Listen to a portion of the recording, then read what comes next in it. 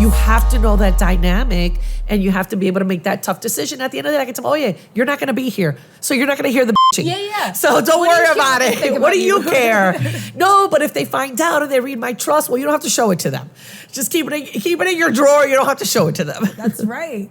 Because you could really avoid so many problems by choosing the right executor. Yes. I mean, we're talking about maybe some organizational skills and whatever with Marilyn. And obviously she did not understand really that her job also entailed inventorying assets and like being very serious and not stealing from the estate in the sense of like letting your son go get some stuff and selling it on what would have been eBay. I don't know back then. You know, like, that's all part of the estate. Like, really, that's not okay.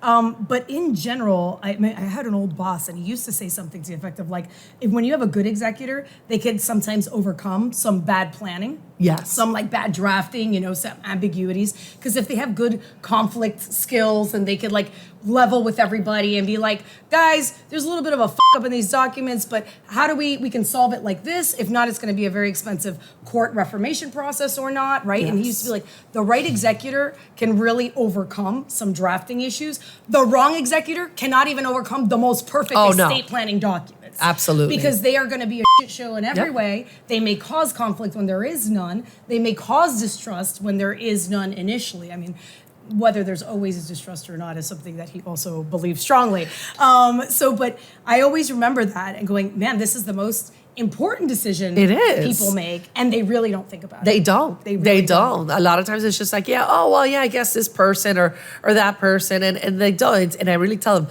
and not only they need to make the decision, but they need to make sure that the person they're naming is okay with this role, that they are okay with stepping into this role when the day comes, because it is a big responsibility. And I've had probates where we approach the executive, they're like, nope, I want nothing to do with this.